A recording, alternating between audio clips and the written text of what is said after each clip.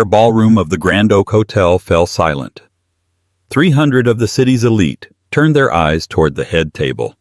Mark Sterling, a man who prided himself on his image, stood with a microphone in one hand and a glass of champagne in the other, a cruel smirk plastered on his face. Beside him sat his wife, Elena, her head bowed, her face burning with shame as laughter rippled through the crowd. "Let's be honest," Mark's voice boomed over the speakers. "Elena didn't marry me for my looks, and looking at her dress tonight, I certainly didn't marry her for her fashion sense.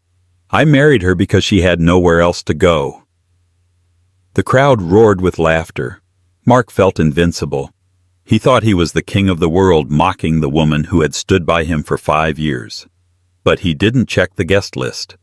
He didn't know that the helicopter landing on the roof at that very moment carried a man who could buy and sell Mark Sterling 10 times over. The king was about to meet the emperor, and Elena was about to stop bowing her head. The morning of their 5th anniversary did not begin with flowers. It did not begin with breakfast in bed or a soft kiss or even a simple happy anniversary. It began with a criticism. "Elena?" Mark's voice echoed from the master bedroom, sharp and impatient.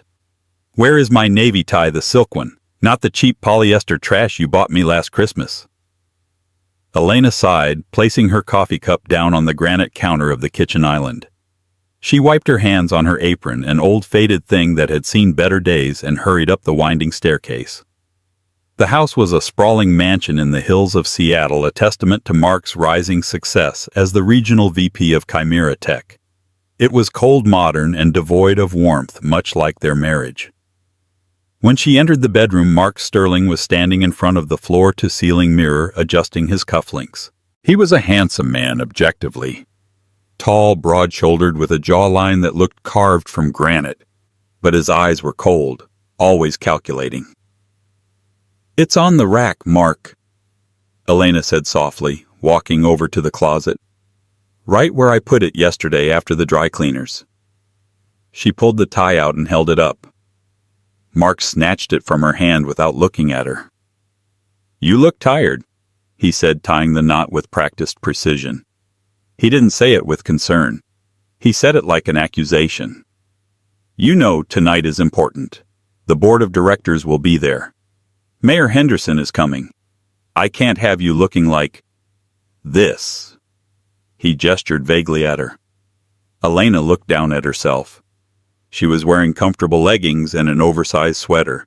She had spent the last 3 hours cleaning the house because Mark refused to hire a maid, claiming he didn't trust strangers with his valuables. "I have an appointment at the salon at 2, Elena said, trying to keep her voice steady.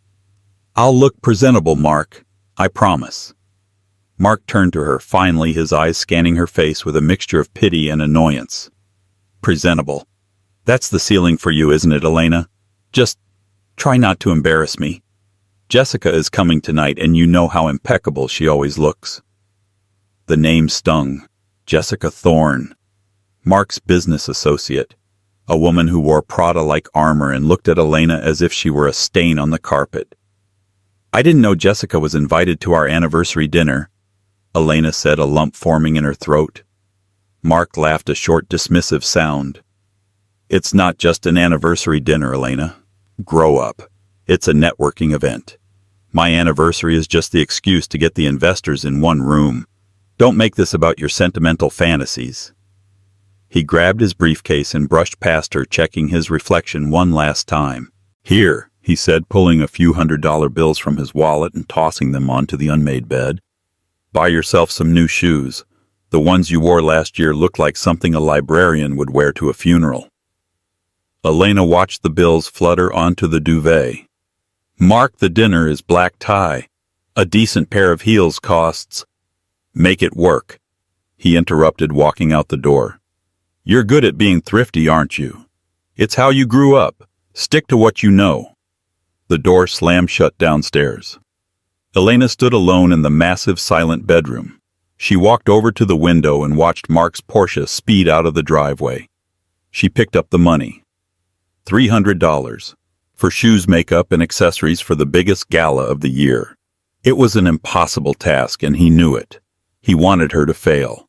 He wanted her to look cheap so he could shine brighter by comparison. Elena walked to her closet and pushed aside the modest clothes Mark allowed her to wear. She reached into the very back behind a loose panel in the wall that she had discovered years ago. She pulled out a small velvet box and a burner phone. She opened the phone. There was only one number saved in it. She stared at it for a long time. "Not yet," she whispered to herself. "I promised Dad I'd give it 5 years. I have to know if he loves me or if he just loves the control." But as she looked at the crumpled bills on the bed, she realized she already knew the answer. By 1:00 p.m., the house was spotless. Elena had scrubbed the floors until her knees ached. She was just about to head upstairs to shower and prepare for her budget makeover when the doorbell rang.